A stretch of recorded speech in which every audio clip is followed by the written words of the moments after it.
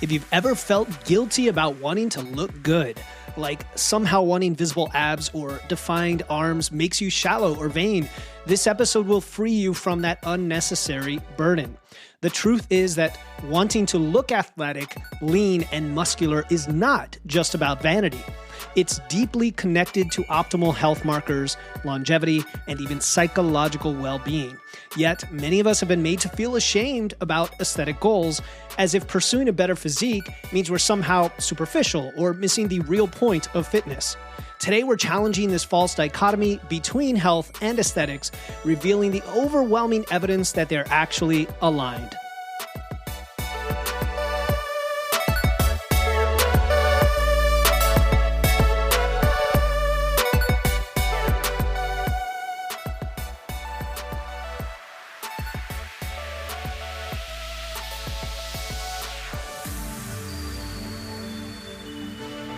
Welcome to Wits and Weights, the show that helps you build a strong, healthy physique using evidence, engineering, and efficiency. I'm your host, Philip Pape, and today we are tackling something that I see all the time in coaching and online discussions, social media, and that is the false divide between training for health and training for aesthetics. And you've probably heard things before like focus on your health, not how you look, or train for performance, not appearance. And these are all well-meaning statements that are, in some cases, trying to focus you on a goal, which is completely understandable. But in many cases, it creates a false choice that leaves a lot of people, I'm sure yourself included, feeling guilty because you want both. And you always feel kind of torn between them. And then you might come to me saying, hey, which one do I do next? But, let's talk about what the actual research says, because I effectively want to give you some permission to embrace both. And what if I told you that the research actually shows a substantial overlap between what makes us healthy and what makes us look good? And that's what we're looking at today. We're going to examine why it is completely fine, even beneficial, to pursue aesthetic goals alongside health goals, and why they are often the same exact journey. Whether you're trying to build muscle, lose fat, improve your overall body composition, I want you to walk away understanding why these pursuits both serve your health and your happiness. And before we get into it, if you are ready to transform your physique in a way that optimizes both health and aesthetics, I want to encourage you to join our Wits and Weights Physique University. Now, the name of that program, Physique, can be a little misleading because people, again, think looks look like you lift. That's great. But we also take a science-backed, systematic approach to building your ideal body, one that looks great and functions optimally because, again, they go together. So you can join, get 2 weeks free, kick the tires, get your first challenge free, access to your custom nutrition plan from me, all the things for free right from day one, full access. Just go to witsandweights.com/physique or click the link in the show notes. Yeah, there's lots of other things in there like custom workout programs dropped every month. There's a monthly challenge. There's, of course, a very supportive community where you can be vulnerable and share what's going on and get help in a private setting and keep you accountable. So witsandweights.com/physique, click the link in the show notes. And again, just transparently, as far as pricing, once the free trial is over, it's $87 a month. I mean, you're not going to find something that is pretty close to one-on-one coaching where I'm extremely involved as a coach for that price. So remember, looking good, being healthy are not competing goals. They're complementary. And that's what we're talking about today. And it's also what we teach in Physique University. All right. So let's get into why it is perfectly fine to chase aesthetics and break it down into 3 sections. I like to be organized. So the first section, we are going to explore this false dichotomy, right? That is abstract and created by the industry, I would say, or created by coaches in many cases, between health and aesthetics. Second, we are going to examine the science, showing the overlap between aesthetic goals and health markers. And then finally, we're going to discuss how to approach aesthetic goals in a balanced and sustainable way, because what we are not pushing here is some sort of extreme, get shredded and wreck your hormones type of approach. Even if you do have a goal to, say, compete in a bodybuilding show or something like that, which is an extreme, there are ways where you're living day to day where you can chase both goals. All right, so starting with the false dichotomy. There is a narrative that you must choose between training for health or training for looks. And when I did my coaching certification, we learned something called the iron triangle. Or is it the iron triangle? Yes, I think that's what it is. And I still teach that. I still talk to my clients about it. It's the idea that if you want to improve, say, your aesthetics, there's a point in time where you're going to have to focus more on fat loss than on trying to push your gains. But there's also time you're going to focus more on gains to build that muscle base before you go to fat loss. So in that perspective, yes, there are some trade-offs that always have to be made if you're going to go all after a specific goal in the short term. But in the long or in the medium term, not even the long term, the medium term, like a year or two out, you can combine these different periods, what we call periodization, and ultimately get the best of it all, doing it in an efficient way. So that's kind of what I'm talking about today. And that's in contrast to what you hear in the industry, like the functional fitness crowd that says, aesthetics are shallow pursuits. You always have to have a deeper reason for this. Like there's something wrong with you, or you have body dysmorphia or disordered whatever. And again, that's the actual disordered whatever is outside the scope of today's podcast. We are talking about a healthy pursuit of aesthetics, even sometimes for its own goal, and that is okay. On the other hand, you also have physique competitors who push the extremes of aesthetics that might temporarily compromise your health. And we talk about it on the show, like the cost of going to that extreme. But I think this is a false choice. I think it's like saying that you have to choose between enjoying food and fueling your body and eating nutritiously. Why not both? Why not both? I heard on a podcast recently them talking about the no sugar challenge they were going through and how much of a struggle it was. And I thought, well, that's because you're trying to cut something out completely when in fact you can enjoy foods with sugar, but also have lots of nutritious foods alongside them and have a great dietary pattern. So anyway, the dichotomy probably came up in a few different places. I think the first place is the legitimate reaction against the unhealthy extremes of bodybuilding and physique competitions. And when you see Instagram physiques, where competitors might sacrifice health for stage-ready appearance. Now, there are some people doing this in a very controlled, deliberate, precise way, where there is still a short-term sacrifice to these things, for sure, but they know how to minimize that, and they do it in I'll call it a healthy way, even though the pursuit itself may still be extreme. Then there's the marketing angle, right? The camps, the health, longevity camps, the aesthetics camps. I mean, these are to the extreme as well. You have longevity camps talking about not eating very much protein. Somehow that helps with longevity, or biohacking to death, my 200 supplement stack, and or all sorts of gadgets and equipment and programs that sell all these different products. And at the end of the day, they're trying to sell you something. Heck, I'm trying to sell you something. I'm trying to sell you a healthy result that you can live with for the rest of your life, just to be honest. So that's what I'm trying to sell you. That's what I've gotten for myself through lots of hard knocks, and hope to accelerate the process for you through this podcast and do it in a very reasonable, evidence-based, nuanced, personalized way. And then finally, we have the well-intentioned but misguided attempt to make fitness more inclusive by downplaying aesthetics, right? And again, the attention is good, and I get we all need our boogeyman, and it's great for a clickbait or a podcast episode where you're trying to appeal to people who may have self-doubt about their physique at the moment and feel like they can't get there. And so you focus and sit on these other things, or someone who's older and they're like, well, I don't really care how I look. I care more about my bone density or living a long life. And that's fine. And again, your personal reason for doing it is your own. And I like that we want fitness to be accessible to everyone, but I think it does inadvertently shame people who do care about their appearance. Again, not you as an individual who's saying that's what you want, but the industry as a whole by somehow calling out people who want to improve their look as a bad thing. And I've worked with numerous clients who, they initially they whisper their aesthetic goals, right? They almost apologize about it. They say things like, well, I know I should really focus on health and being a role model for my kids and living a long life, but I really want to see my abs too. And they say it with some guilt and shame, as if this desire is something to be embarrassed about. But that desire is not shallow. It is human. It is normal. And it's often aligned with health. There's often a biological drive for why we want to look good. Let's just admit that. Okay. And of course, I know looking good is very subjective, but there's aspects of it that are actually universal and objective that we can get into. So this brings us to the second segment today, which is the quite remarkable overlap between aesthetic goals and health markers that even I was surprised about when I researched for this episode.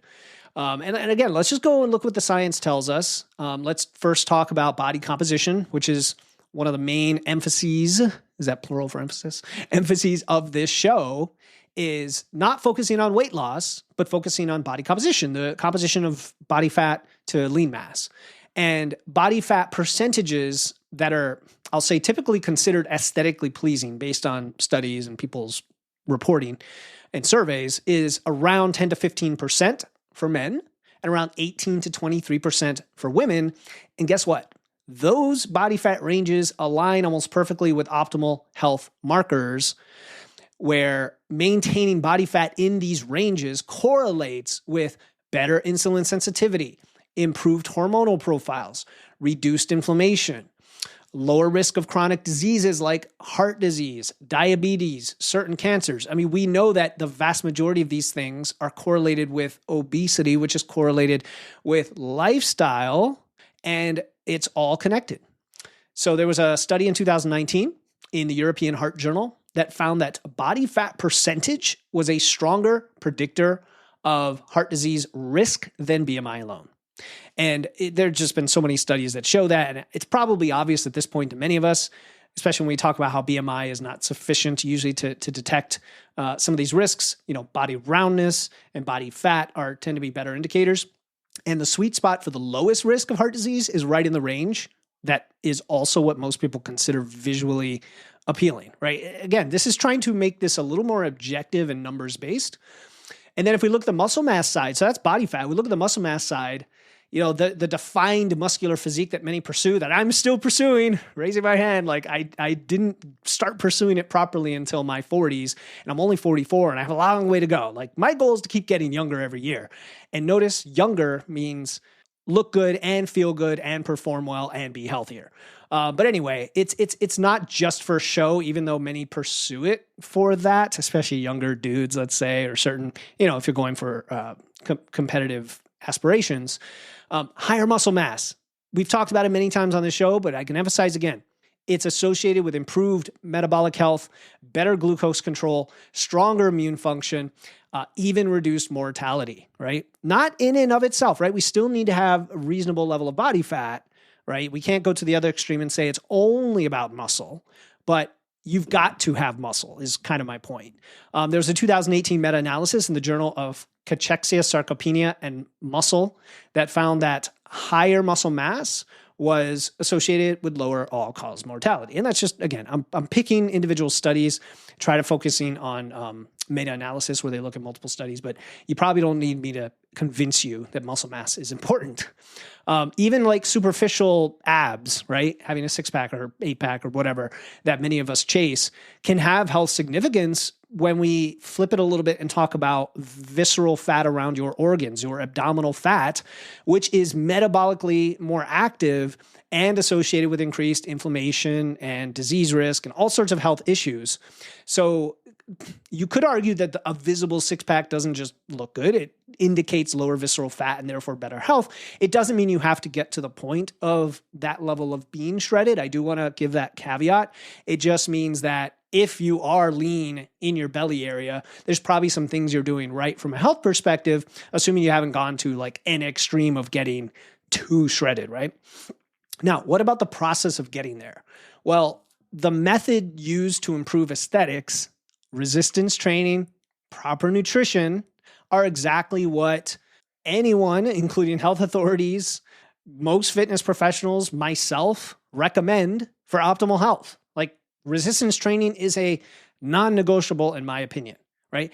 Yes, being active, yes, moving, yes, managing sleep and stress, but resistance training is non-negotiable. And I would say sufficient protein and nutrients are the other non-negotiable. That has a little bit more flexibility in what we mean.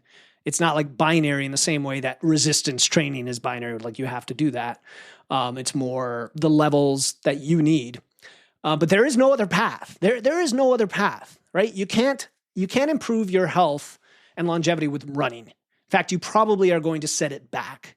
You can't improve it with just yoga or just mindfulness and meditation. And I say just because those things are all great, not the running.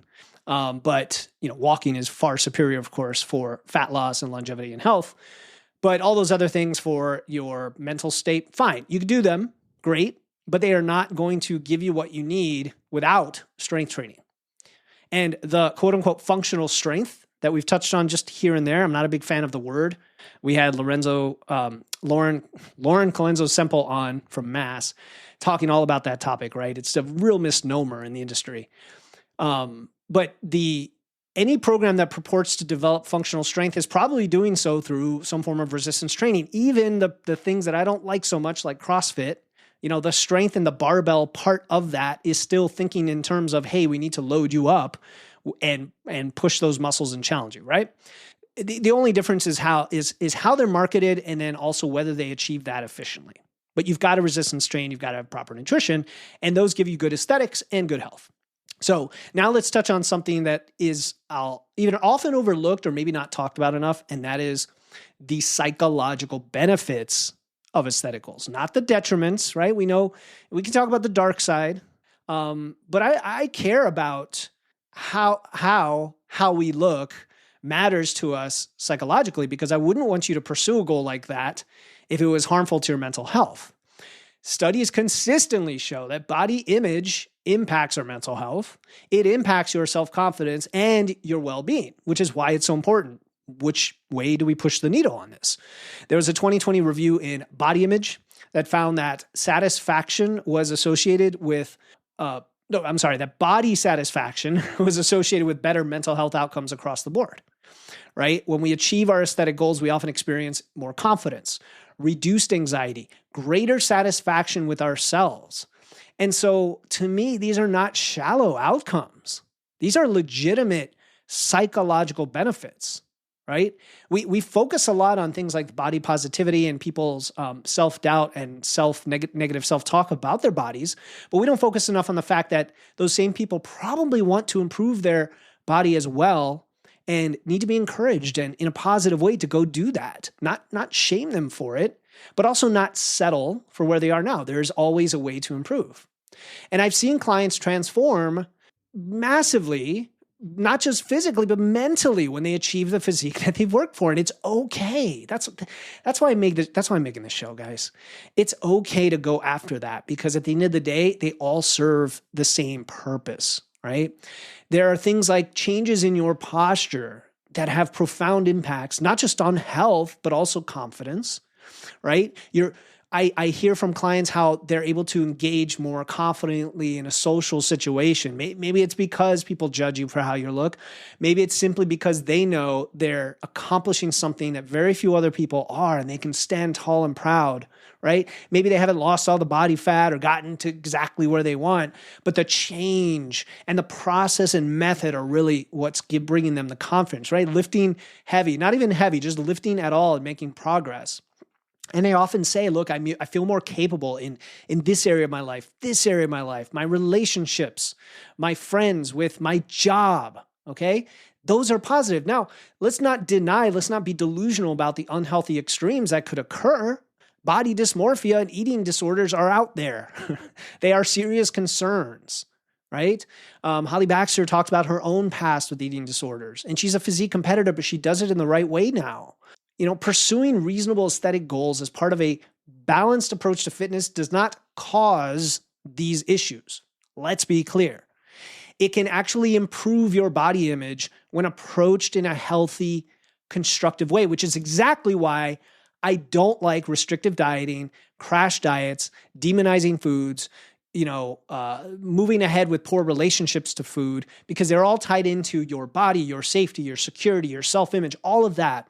But if we can make the process itself positive, we can make the outcome that comes from it of improved body image also positive. Does that make sense? I hope that makes sense. It does to me. Maybe I'm off my rocker. I think it makes sense. Then there's the evolutionary angle that's worth considering. I mentioned biology. I think it's important to touch on, because our appreciation for these beauty standards or aesthetic qualities, it isn't arbitrary. Like, it's deeply rooted in biological signals of health and reproductive fitness. There's a reason that we are attracted to certain people from a young age. I mean, around the time of puberty, look back to it and just think about the hormonal chaos you had in your teenage years and how you're attracted to certain forms of things that you find beautiful, right? And don't be ashamed of that. From an evolutionary standpoint, visual cues of health, clear skin, symmetrical features, favorable body composition, have been valuable indicators of genetic fitness. This is evolution. Our ancestors couldn't run blood panels. They didn't do DEXA scans, obviously. They didn't even have like barbells to lift, but they relied on visual cues to assess health when selecting a mate. And again, it's a little bit subjective, right? There have been times when being on the heavier side was actually considered valuable and a sign of health, robustness, and wealth too. So it's not to say that this is a perfect correlation by any means. Let's acknowledge that, but there are biological reasons nonetheless. So when you find yourself drawn to a certain physique, whether it's muscle definition or a particular body shape or overall leanness, you're probably responding unconsciously to deeply ingrained biological signals that historically correlated with health and genetic fitness, right? The ability to spread your seed, to pass along your DNA to offspring who will have the best chance of surviving in the world. Now, that doesn't mean that all beauty standards are biologically determined. Again, nuance, guys, nuance, right? Don't hold me up don't hold me to a soundbite. That's why I like long form here, right? Cultural factors play a huge role. Let's acknowledge that, right? If we understand the evolutionary basis, that's like the baseline, we can then help explain why certain physique goals persist across cultures and time periods, and they tend to cycle back and forth, but stay within kind of a range. And then it also suggests that our desire to look a certain way is not shallow. It is also not culturally imposed, right? It is partially hardwired. And that's nothing to be ashamed of. Like, just acknowledging reality of your biology is nothing to be ashamed of. So now let's talk about how to approach aesthetic goals in a balanced, sustainable way that actually enhances health rather than compromise. And I include mental health in there for sure, body image. So first, recognize health and aesthetics exist on a spectrum, right? They're not in opposition. They're not mutually exclusive. And that goes back to the whole triangle idea where you have trade-offs and you can't pursue all in parallel to the nth degree, to the 10th degree, whatever I'm trying to say, to the maximum degree. And they're on a spectrum, but they're not exclusive. They're not in opposition. The methods stack on each other. The methods that improve your health markers, like your nutrition, your resistance training, having adequate sleep, managing your stress, also enhance aesthetics up to a point. It's only at those extremes, like bodybuilding competition prep or extreme endurance training, right? Marathon runners, long distance runners, where the true like exclusive trade-offs might appear, if I'm to put it that way. I mean, that just visually, you look at a marathon, an elite marathon runner, they probably don't have a physique that most people aspire to, let's be honest, right? So, and then you look at somebody who's an extreme bodybuilding competitor, especially enhanced, because if you're enhanced on steroids, now you're messing with your health in other ways. But even if they're not, they've made some sacrifices to their health and longevity. Yes, at least in the moment, a lot of it is recoverable, but at least in the moment to get there. So we're not really talking about that. For the vast majority of us in the middle, 95%, pursuing both simultaneously, aesthetics and health, is not only possible, but it's actually optimal. It's optimal. So I want to give you that permission to go after them together. The second thing is you want to set goals that serve both purposes and make sure they're logical, they're rational, right? So instead of saying, I want six-pack abs or I want to lower my cholesterol, try, I want to achieve a lean muscular physique that reflects and supports optimal health. This is the framing. And again, we're talking about the big goal. We're not necessarily talking about the short-term goals. This is a framing, positive framing. It acknowledges both aspects, but doesn't privilege one over the other. So I'll say that again if you want to repeat it with me as kind of a mantra. I want to achieve a lean muscular physique that reflects and supports optimal health. Just one way to do it. You might put it in your own words. And then third, I want you to use metrics and data that capture both health and aesthetics. You knew I would get to this eventually. We're all about engineering, data, measuring, tracking, experimenting, and doing what works for you. So body composition, which is the ratio of fat to lean mass, is going to be far more informative than weight alone, even though you need to track weight as well. Now, I don't get hung up in trying to exactly calculate body fat. It's more of the change in your body composition over time. Are you building muscle and losing fat? Is your waist shrinking while your biceps are growing, for example, right? And a lot of this comes through look and feel and performance as well as proxies for body composition. Speaking of performance metrics, what are those? Strength. There could be some cardiovascular metrics, but I prefer things like stress metrics, HRV, right? As opposed to, say, VO2 max. I think that is much less useful, especially if you're looking for body composition improvement. But resting heart rate is a good metric for health, for sure, right? Blood markers like lipids and what did I say? Yeah. And your blood pressure. Even your movement quality. And it's kind of, how do you track that? Well, some of you may have issues with your joints, and you can track the level of pain or level of mobility in those joints and how that improves over time, right? Many people, they start lifting, their back pain goes away, their knees feel better, their elbows, their shoulders feel better to a point, right? Unless you go too extreme in the other direction. So you can track all of these things, and then, that's just tracking. And then how do you put all this together to make sense? Well, that's where the sustainability comes in. And I feel like I overuse that word, and we're not talking about energy sustainability. We're talking about, can it be sustained for life? Not just for a year or 3 years or 5 years, but for life. It's going to cycle through. You're going to have different sub goals and periodization where you go to more extremes in different directions, but overall it's still a sustainable approach. Crash diets are not sustainable, right? Even if you want to go after a very rapid, aggressive fat loss phase, which is something that I can teach you to do for an advanced person who's done all the other things first, we're still going to do it in a way that doesn't harm your health, that maintains your muscle, that maintains your protein, that gives you refeeds for your energy, and that keeps it really, really short, right? I'm talking about crash diets, like restrictive diets where you're not really in control. You're just cutting. You lose a bunch of weight really fast. It might temporarily improve your appearance, probably not, because you're probably going to lose muscle along with some fat. And it's going to harm your health anyway. It's just going to wreck everything, to be honest. Extreme exercise, same idea. Lots of cardio, right? Put that in the equation. I just spoke to someone yesterday on a rapid nutrition assessment, and I could tell exactly what her problem was. She tries to lift weights 7 days a week, and it's like a YouTube workout, and she's with like 10-pound dumbbells, right? So right there, I know she's doing a cardio endurance type approach. It's probably stressing her out, and it's not building muscle. So it has both of the opposite of what we want when it comes to aesthetics and health. Again, because they are aligned, right? The sweet spot is a system. You want to have a system of habits that you can maintain consistently and show up for fairly easily. I'm going to put it that way, easily, even though there's always effort involved, but fairly low friction, where you are progressing gradually in a way that serves both health and aesthetics without getting so extreme and losing patience that you haven't gotten it all tomorrow. So I'm getting a little long-winded today, but I think this is an important topic. And I did want to share something that might surprise you a bit about the relationship between aesthetic goals and everyday life. And it's a pretty cool thing that I've learned talking to very skilled bodybuilders, physique competitors. I think of, for example, oh my gosh, Revive Stronger. You guys know who that is. What's his name? Host of Revive Stronger. He was on the show. Man, I am blanking out right now. I'm not going to look it up. Anyway, Steve Hall. There we go.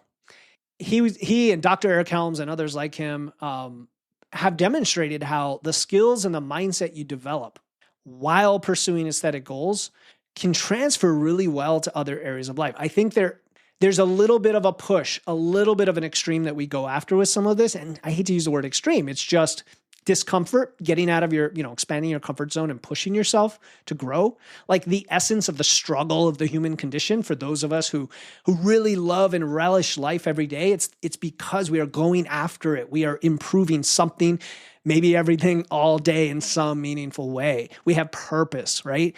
And so that skill, that mindset, it applies pretty darn well to aesthetic goals, to strength, to performance, all of it, even if you do shift around in the very micro goals that you pursue. Think about what it takes to transform your physique. Consistent effort over time, delayed gratification, patience. Strategic planning, but also measuring your progress and adapting to the challenges to the plan, like the black line versus blue line thinking that I talked about on a recent episode. Managing setbacks, all of that. These are not just fitness skills, they are life skills. And I've worked with a lot of clients who didn't really have that baseline of those skills in their life in general. And by going through that process together for health, voila, guess what? Now they've got confidence and a system and an approach that they can apply to learning an instrument, becoming a better gardener, becoming a leader in work, improving their relationship. The list goes on and on. It's incredible. And I've observed clients who transform their physiques, and the language, the narrative that comes out of their mouth evolves to this almost sometimes shock at the improvements that they have that were unexpected in their careers, relationships, or personal projects.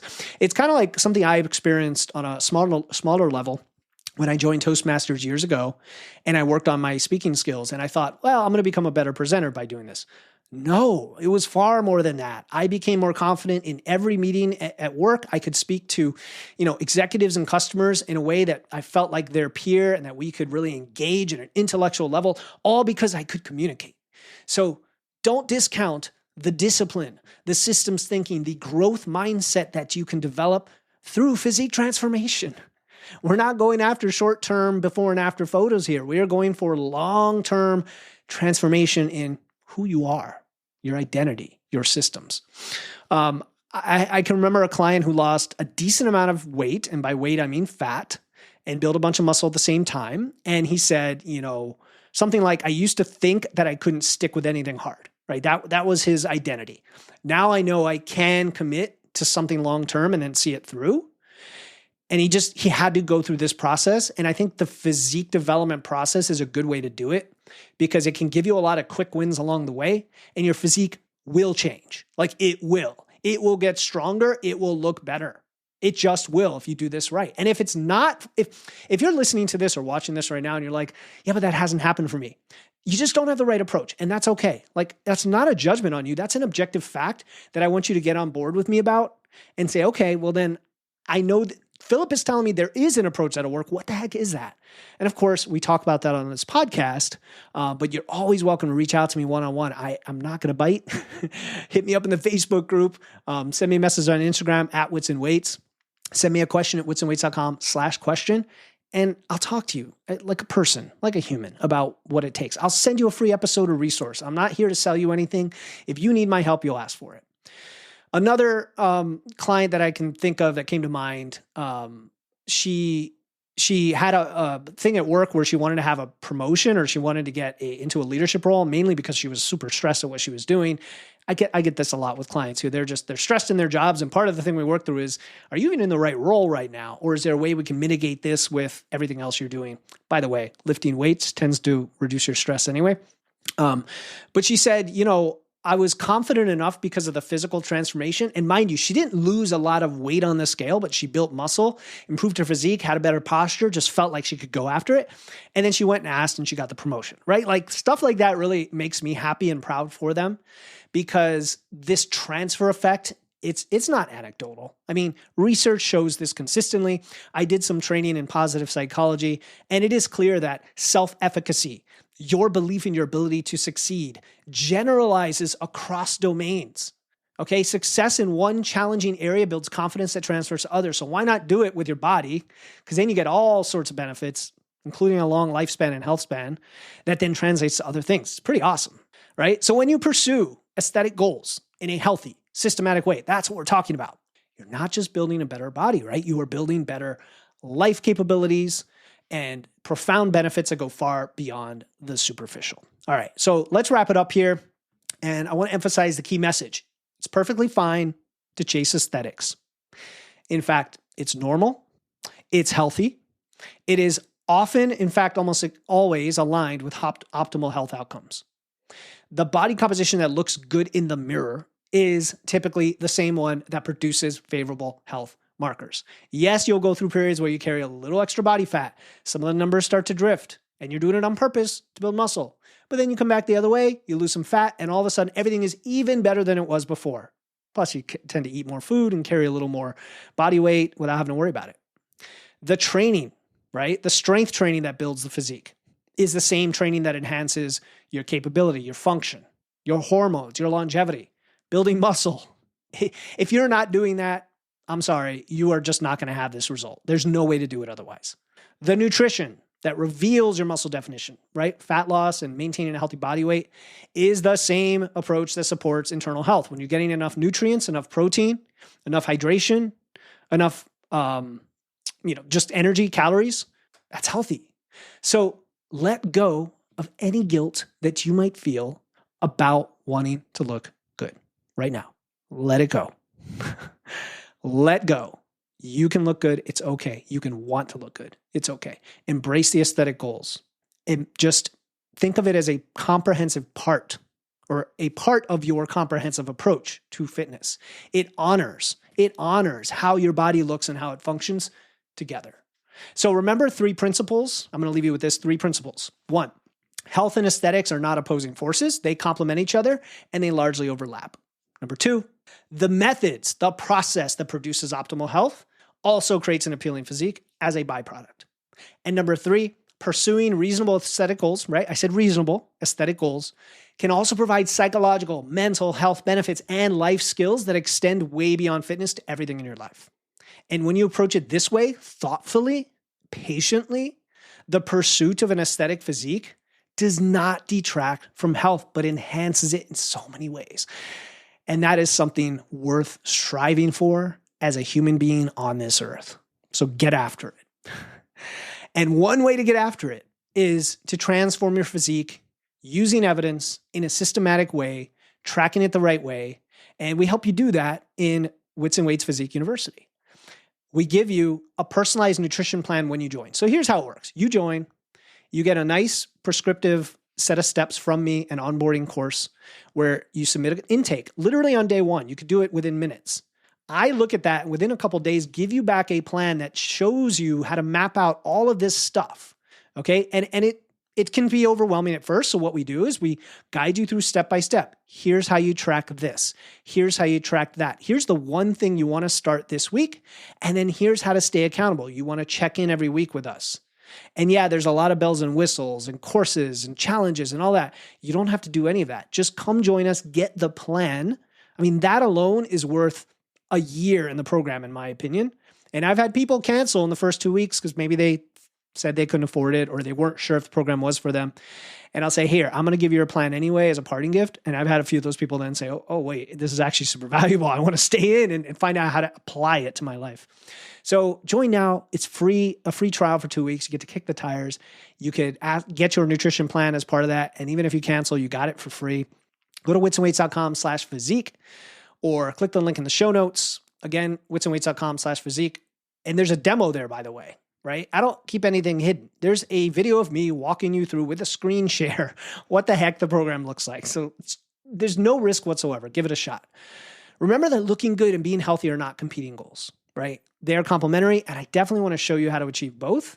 But for now, and until next time, keep using your wits, lifting those weights, and remember that pursuing an aesthetic physique is not shallow or vain when approached properly. It is a natural expression of your desire to optimize your body's appearance and function. This is Philip Pape, and I'll talk to you next time here on the Wits and Weights